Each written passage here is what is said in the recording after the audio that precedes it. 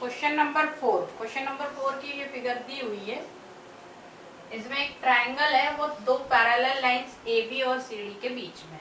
AB parallel to CD है, इसके बीच में PQR ट्रायंगल बना हुआ है और XY इसके एंगल है। तो अगर हम ट्रायंगल की प्रॉपर्टी रिकॉल करें तो हमें याद है कि sum of two interior angle is equal to exterior angle of the triangle. तो आप ऐसा भी लिख सकते हैं x plus Y is equal to 127। क्यों? क्योंकि sum of two interior angle is equal to exterior angle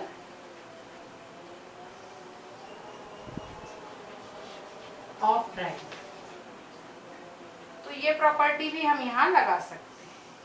अब आपको जो गिवन है उसका यूज करना है। गिवन है AB पैरेलल टू CD। तो AB पैरेलल टू CD है तो PQ इसका ट्रांसवर्सल है।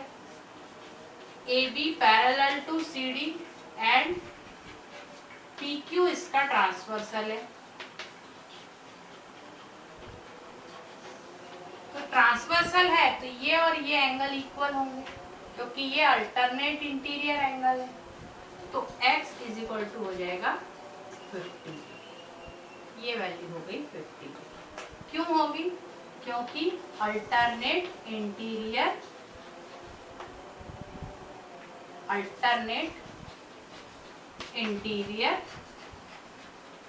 एंगल, इसीलिए AB x और ये 50 हो जाएगा। अब ये x 50 है तो हमारा x plus Y is equal to 127 है। तो y की वैल्यू आप आराम से निकाल सकते हैं। y इज इक्वल टू आ जाएगा 127 माइनस 50 यानी कि 77। तो ये काफी आसान क्वेश्चन है। अब लास्ट क्वेश्चन में आपको थोड़ा सा फिजिक्स भी याद करना पड़ेगा क्योंकि मिरर्स का क्वेश्चन है। यहाँ पर आपको दिख रहा है कि दो मिरर्स हैं, फिगर बनी हुई है। क्वेश्चन 6 हम करते हैं। 6th क्वेश्चन में आपने जब सिंपल प्लेन मिरर पढ़ा होगा, प्लेन मिरर में लॉज ऑफ रिफ्लेक्शन होते हैं। यहाँ पर क्वेश्चन ये है कि AB एक लाइट रे है, ये मिरर PQ पर जा रही है। अब PQ पर जा रही है तो ये रिफ्लेक्ट होगी, BC के फॉर्म में ये रिफ्लेक्ट हुई तो सामने वाले मिरर RS पर आई, यहां से भी ये रिफ्लेक्ट हुई और इधर CD के फॉर्म में ये वापस गई। तो ये आपकी इंसिडेंट रे है, ये आपकी रिफ्लेक्टेड रे है और ये भी आपकी रिफ्लेक्टेड रे है। लेकिन ये इंसिडेंट रे है PQ के लिए और वहीं RS जो है इसकी रिफ्लेक्टेड रे इसके लिए इंसिडेंट रे है, क्योंकि ये रिफ्लेक्ट यहाँ से हो रही लेकिन इसके लिए तो इंसिडेंट रे है, यहाँ आ रही है। तो जो हमारे प्लेन मिरर के लॉज ऑफ रिफ्लेक्शन है बड़े आसान से हैं कि यहाँ अगर हमने एक नॉर्मल बना दिया 90 डिग्री का, हमने एक एंगल बना दिया ये पॉइंट ऑफ कांटेक्ट पर, तो ये वाला एंगल ऑफ इंसिडेंस यानी कि I और एंगल ऑफ रिफ्लेक्शन ये दोनों बराबर होते हैं। इसका I और R ये होगा, वैसे इसका I और R ये होगा। ये यहाँ रे आ रही है तो इसका I और R ये होगा। ठीक है, तो अलग अलग है सेम है ये हमें नहीं पता है, अभी हम नहीं लिखेंगे। तो हमें क्या प्रूव करना है? AB parallel to CD। तो AB पैरेलल टू CD के लिए हमारे पास क्या क्या हो सकता है? AB पैरेलल टू CD के लिए अगर हम माने कि AB ये वाली लाइन है, CD ये वाली लाइन है और BC इसका ट्रांसवर्सल है ऐसा, तो ये वाला एंगल इज इक्वल टू ये वाला एंगल हमें बताना पड़ेगा। तब हम कह सकते हैं कि ये दोनों एंगल क्या है? पैरेलल लाइंस हैं। तो इसे प्रूव कैसे करना है? हमें गिवन क्या है? PQ पैरेलल टू RS है। ये दो मिरर्स हैं, टू मिरर्स आर पैरेलल। ठीक है, ये हमें गिवन है। उसके बाद ए बी इज इंसिडेंट रे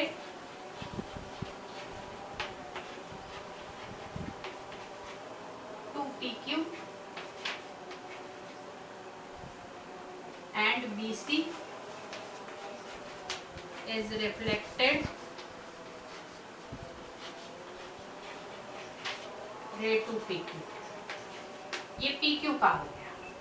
उस पर जो BC है वो इंसिडेंट हो गई RS के लिए, तो यही हम लिखेंगे BC is incident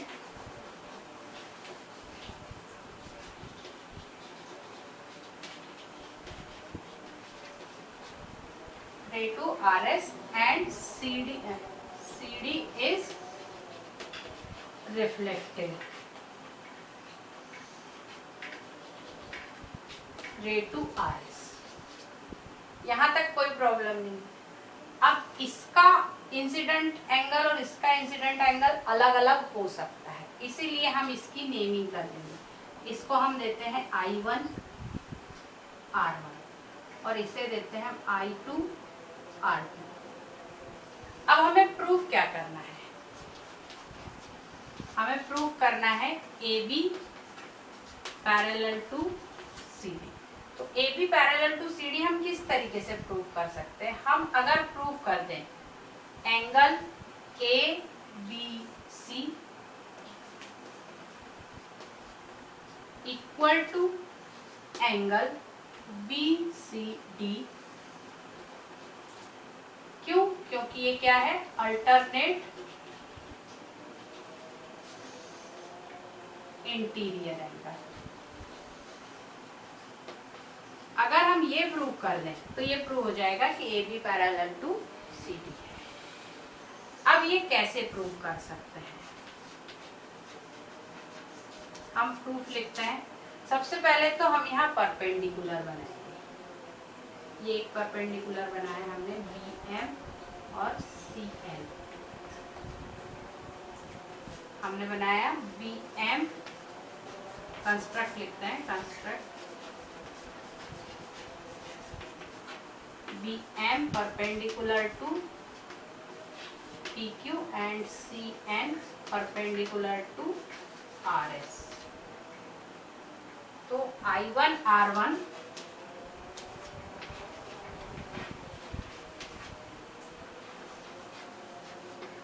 are angle of incident and reflection for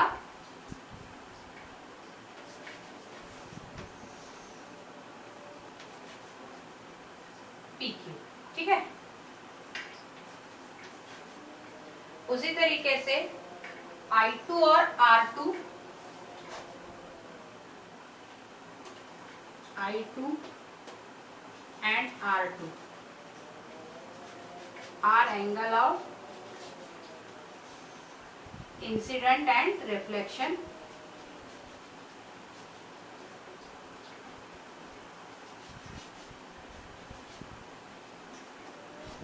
for RS। अब यहाँ पर angle I1 equal to R1 होगा और I2 इक्वल टू R2 होगा। क्यों? By laws of reflection.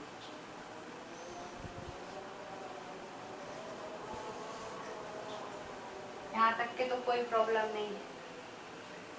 अब ये जो दो पैरेलल लाइंस, ये हमने परपेंडिकुलर डाले BM और CN, ये दोनों तो एक दूसरे को पैरेलल हैं, ठीक है ना।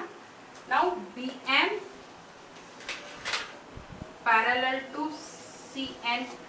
क्यों? क्योंकि ये तो परपेंडिकुलर है, तो परपेंडिकुलर तो एक दूसरे को पैरेलल रहने ही वाले हैं। तो जब पैरेलल रहने वाले हैं, गिवन मैं बस मिटा रही हूं,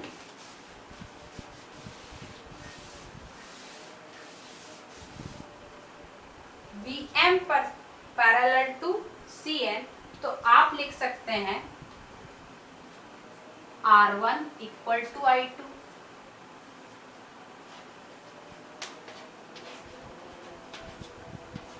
क्यों? क्योंकि ये इसके अल्टरनेट इंटीरियर एंगल्स हैं, इसीलिए ये इक्वल होंगे। R1 equal to I2। ठीक है।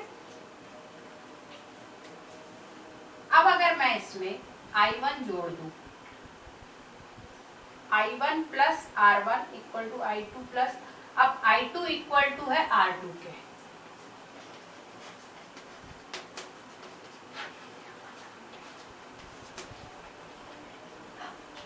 I2 इक्वल टू है R2 के।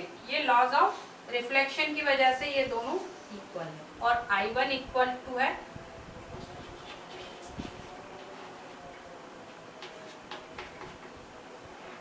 R1 के, मतलब ये चारों एंगल एक दूसरे के बराबर हो गए। यानी अगर मैंने लिख दिया angle I1 plus R1 equal to, अब I1 किसके बराबर है? I1 R1 के बराबर है, और R1 किसके बराबर है? I2 के।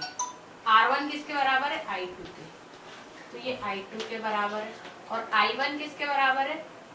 I1 आपका बराबर है R2। तो ये दोनों एंगल एक दूसरे के बराबर है। अब I1 R1 कौन सा एंगल बन रहा है? Angle ABC। और ये कौन सा बन रहा है? BCD।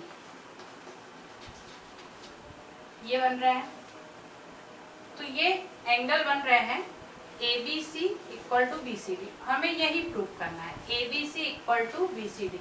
ये अल्टरनेट इंटीरियर एंगल है, ये अगर इक्वल है, ये देखिए हमें क्या प्रूव करना था, यही हमें प्रूव करना था, ABC इक्वल टू BCD। अब ये अल्टरनेट इंटीरियर एंगल्स इक्वल है, तो हम यहाँ लिखेंगे alternate interior angles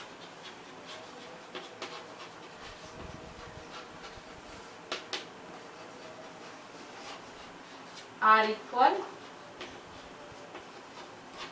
so AB parallel to CD, lines are parallel। ठीक, इतना है ये।